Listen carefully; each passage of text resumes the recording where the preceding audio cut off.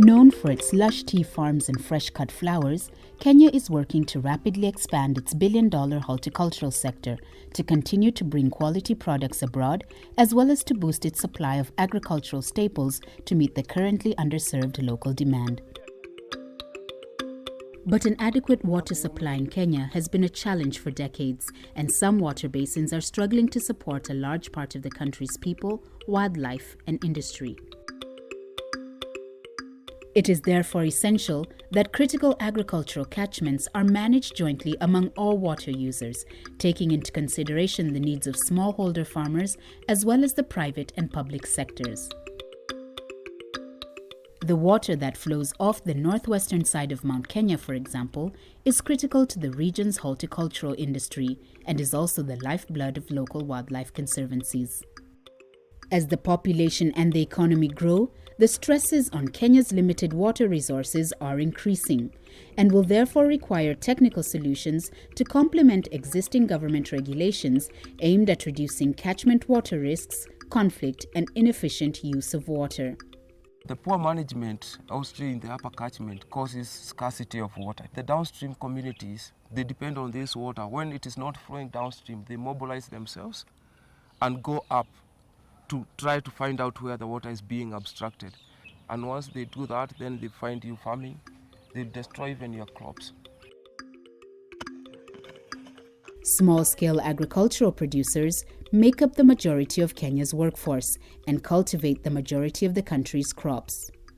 There are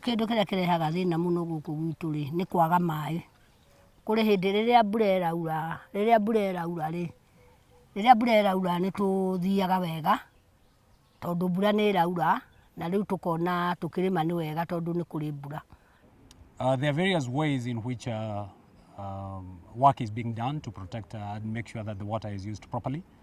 There are issues to do with legislation. There are issues to do with raising awareness. And then we have players who've been working with government agencies in ensuring that there is controlled usage of the water, including, for example, advancing best farming practices, conservation agriculture, and use of drip kit irrigation. Local water resource users associations are working to do just that by bringing together stakeholders to address conflict in water governance issues, especially that which results in over-abstraction of water.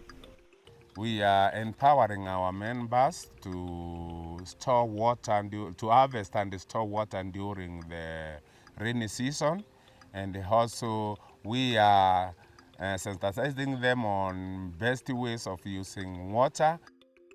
Local commercial growers are also working with the community to help mitigate dry season challenges.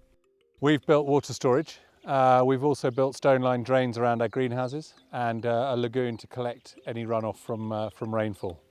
So that's our mitigation.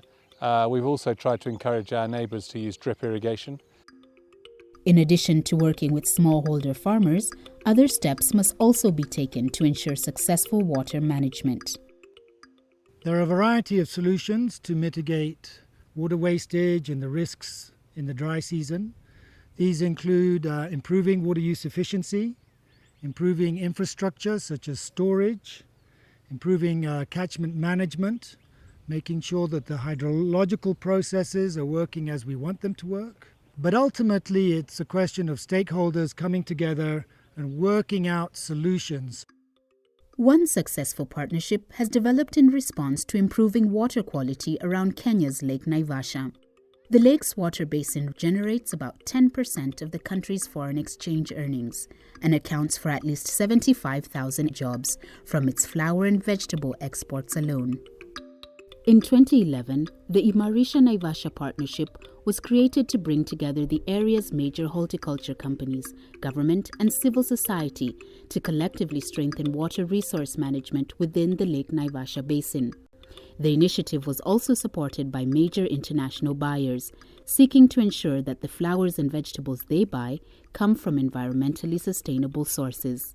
Before, we used to have very many uncoordinated initiatives taking place within Naivasha. But with Imarisha, it is helping to bring all these stakeholder initiatives and putting them together, creating a forum where also they can engage. Today we have a situation whereby stakeholders are willing even to volunteer ideas. They are willing to come and share whatever ideas they have with the other stakeholders and accepting to implement whatever ideas they have or innovations they have within the Imarisha framework. A new collaboration in the Mount Kenya region is building upon Imarisha Naivasha's success with the help of the 2030 Water Resources Group. The group is helping create a public-private civil society platform to address catchment water risks along the northern side of the Ewaso Ng'iro River. Working in collaboration with local government authorities and water resource user associations, the partnership seeks to collectively manage water use and allocation, strengthen existing institutional frameworks to manage conflicts, and support development of storage infrastructure. Moving forward, partnerships such as those mentioned will be key to ensuring a more water-secure future for Kenya's people, economy, and the environment.